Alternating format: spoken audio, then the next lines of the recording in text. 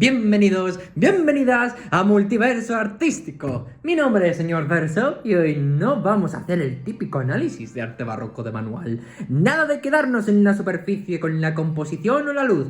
Hoy vamos a meternos en algo bastante más incómodo, como el arte construye al otro, porque sí. El arte no solo representa la realidad, también la moldea, simplifica y a veces directamente la inventa. En concreto, vamos a hablar de cómo se representa al pueblo gitano en el barroco y hasta qué punto esas imágenes no solo reflejan una realidad, sino que participan activamente en creerla. Y claro, esto no tiene mucho sentido si lo hago solo desde lo académico, así que estoy con Sara, que me va a ayudar a darle una lectura un poco más viva, más aterrizada.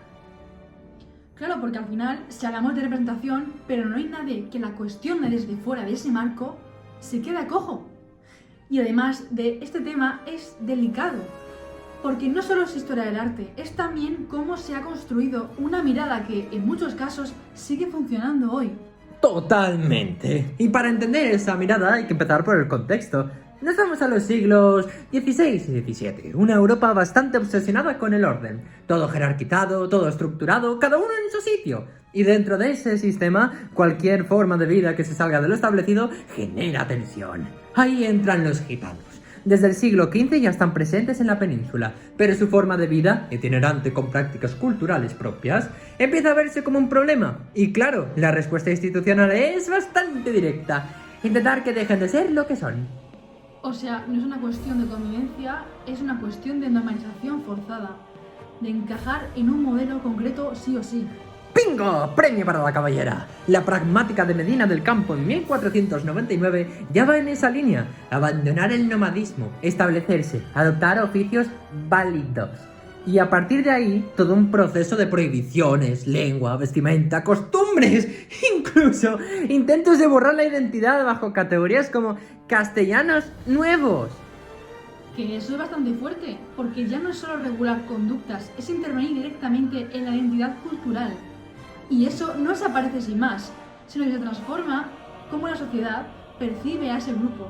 Ahí está la clave, porque todo ese contexto no se queda en lo legal o lo social, también se filtra en la producción artística.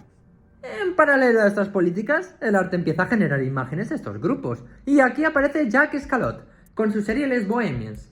A primera vista aparecen escenas bastante detalladas, caravanas, campamentos, familias, animales. Hay una sensación de vida cotidiana bastante marcada. Pero claro, cuando lo miras con más atención te das cuenta de que no es una representación neutral. Hay una serie de elementos que se repiten constantemente. Vestimenta, ciertas actividades como la adivinación, la música, el comercio ambulante. Todo eso construye un lenguaje visual muy claro. Claro, es como si no estuviera mostrando individuos, sino construyendo una categoría visual. No importa quiénes son, importa que encajen en esa imagen reconocible. Diste en el clavo. Y eso es lo interesante. No necesitas conocer a la persona, solo reconocer los signos. Es una simplificación muy potente.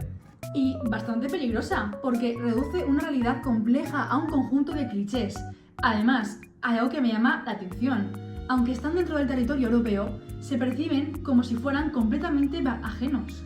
Eso es lo que se define como alteridad interior. No son externos, pero tampoco forman parte del nosotros. Están en un punto intermedio bastante incómodo. Y esa incomodidad se nota en la imagen, porque no es solo rechazo, también hay cierta fascinación, como una mezcla de curiosidad y distancia. Sí, es una ambivalencia constante. Atrae porque es diferente, pero al mismo tiempo se mantiene controlado dentro de una imagen fija. Y aquí entra otro elemento clave, Sara, el grabado como medio. A diferencia de la pintura, que suele estar en un espacio concreto, el grabado se reproduce, circula, se distribuye. Eso significa que estas imágenes no se quedan en el entorno de Calot, sino que viajan por toda Europa, repitiendo el mismo modelo visual una y otra vez.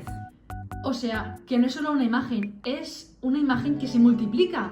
Y cuando algo se repite tanto, acaba funcionando como referencia. Exacto, y es ahí donde el estereotipo se consolida, porque no tienes muchas alternativas visuales, así que esto se convierte en la imagen del gitano. Y cuando eso pasa, ya no estás viendo la representación, estás viendo lo que crees que es la realidad. Y aquí viene un contraste muy interesante, Sara. En la pintura española, por ejemplo con Murillo, también se representan figuras marginales. Niños pobres, mendigos, pero cambia completamente el enfoque. Sí, porque ahí no parece que haya esa distancia. Son personajes con los que puedes empatizar. Exacto. Piensa, por ejemplo, en sus famosos niños comiendo uvas y melón. No estás viendo a la pobreza como concepto. Estás viendo a dos chavales disfrutando de un botín, con sus gestos, sus risas, su complicidad. No son un grupo diferente, son individuos. Tienen expresiones que reconocemos, una cierta cercanía con el espectador. Entonces, la diferencia no es tanto qué se representa, sino cómo se construye esa representación. Tal cual. En un caso tienes marginalidad social dentro del sistema, en el otro tienes alteridad cultural fuera del sistema. Y eso cambia completamente la forma en la que se percibe a esas personas, porque en un caso puedes identificarte, en el otro no. Y claro, todo esto no queda en el barroco. Estas imágenes contribuyen a fijar una forma de ver que, en muchos casos, se prolonga en el tiempo.